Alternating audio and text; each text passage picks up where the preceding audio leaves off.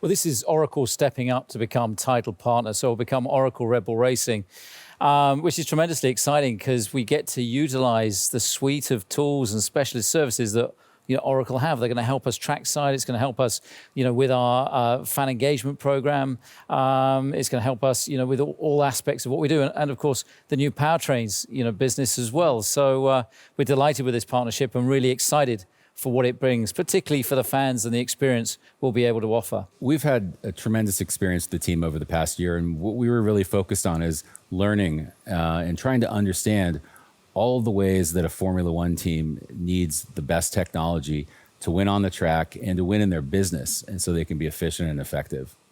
So using our cloud infrastructure platform, the team has been able to run literally billions of simulations for every race weekend to explore the optimal strategy based on what's unique about that race. So it's been great, and we're looking to enhance that even more going forward by adding a number of really interesting machine learning and AI projects to try and automate things that previously were pretty manual.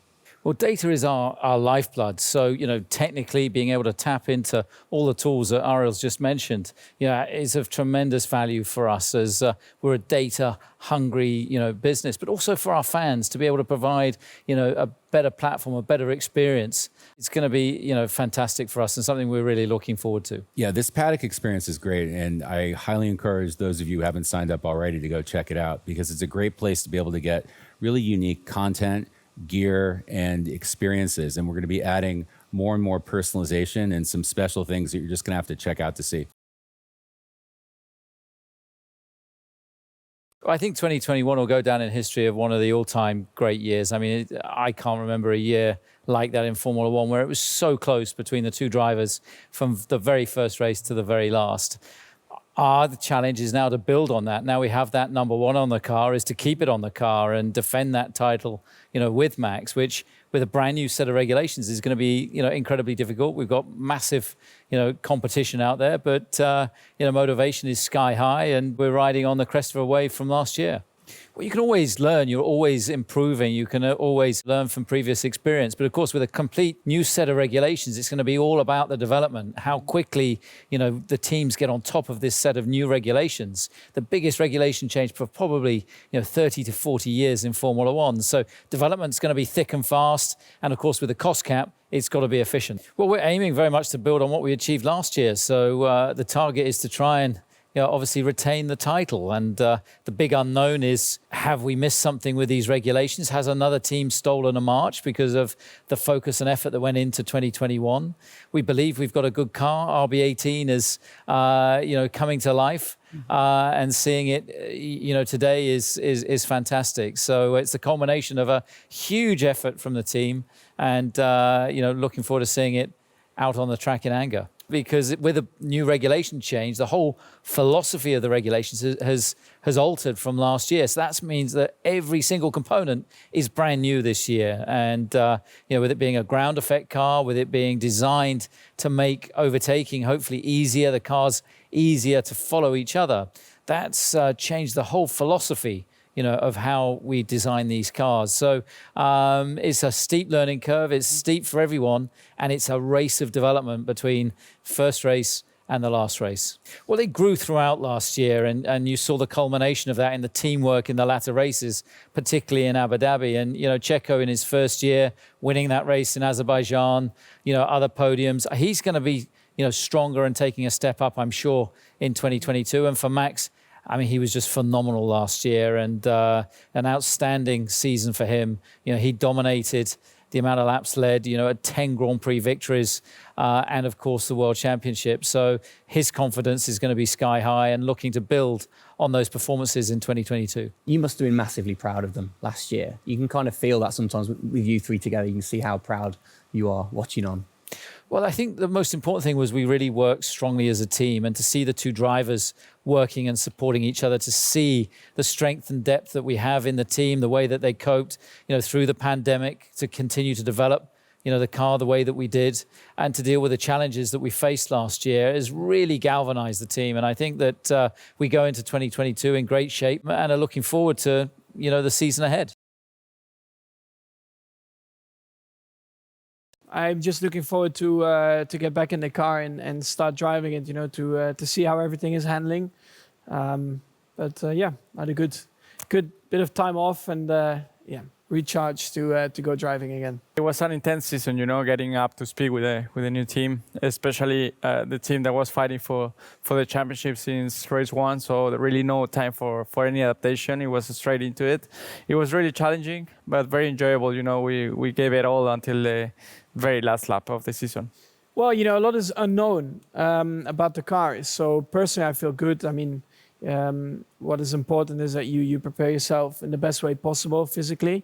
But yeah, in terms of the car, you don't know. So that's why I think I'm also very curious to see how the car is behaving on track. Feels like we were in Abu Dhabi yesterday, but in the other hand, I'm so excited to start a new season. You know, we're already working a lot with the engineers, and we just cannot wait to be on track. You know, with these new cars, and yeah, we're starting from zero, all of us. No, I mean, I just do what I do all the time. I think there is no reason to suddenly be different. Of course, as a driver now with the new regulations, you have to, you know, get used to the car. It's not like you just jump in and it's just an upgrade from last year.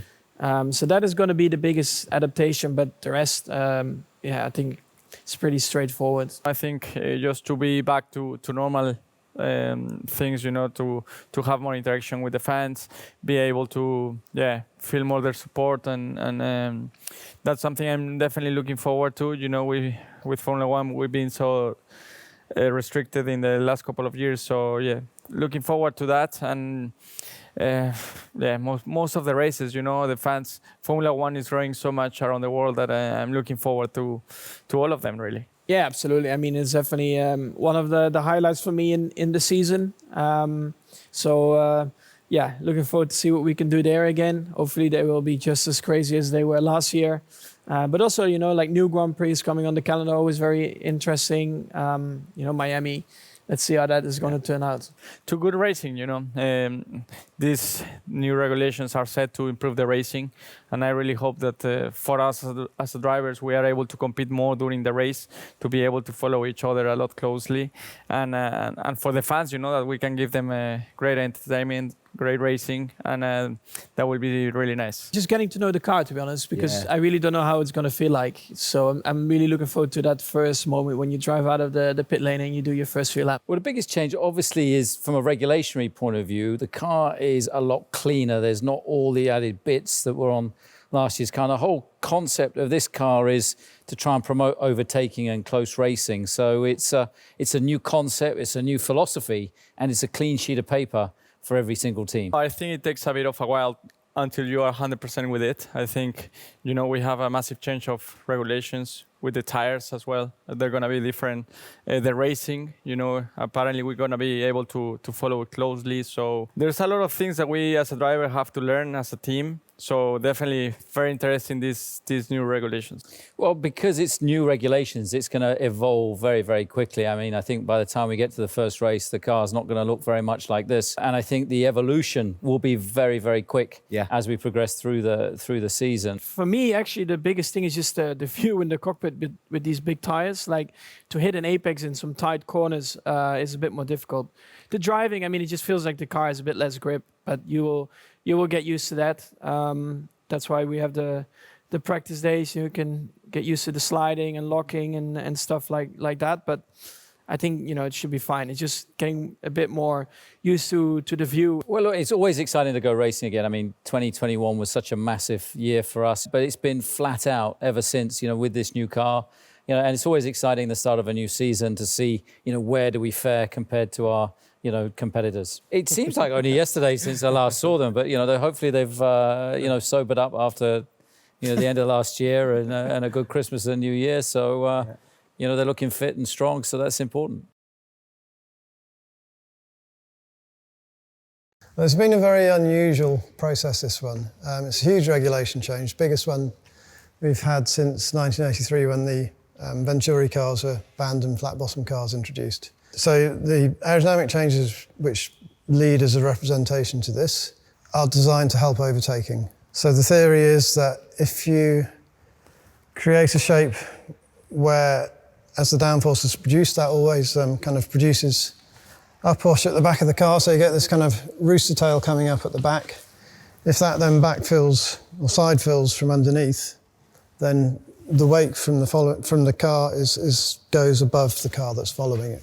So therefore the car behind keeps its downforce much better than it does currently. What they wanted to do is clearly to generate the downforce from the ground compared to before was generated by the ground, but also mainly by the front wing, rear wing, and the bodywork. It will affect for sure the ride of the car, the mechanical grip, and for sure the drag of the car. Because this generation of downforce is quite efficient, then this type of car should be a lot quicker on the straight at ISO level of downforce. Well, the nose box is certainly longer, so wherever you put your split for front of chassis into the structure at the front, that structure has got a lot longer, the overhang is greater.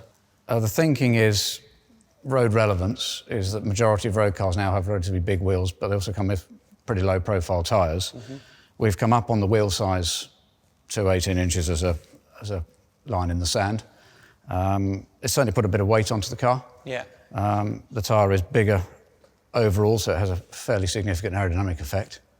And then you've got the characteristics of the big tyre to try and understand as well. We'd all sort of got reasonable knowledge of last year's ones. It's a bit of a new drawing board for us, isn't it?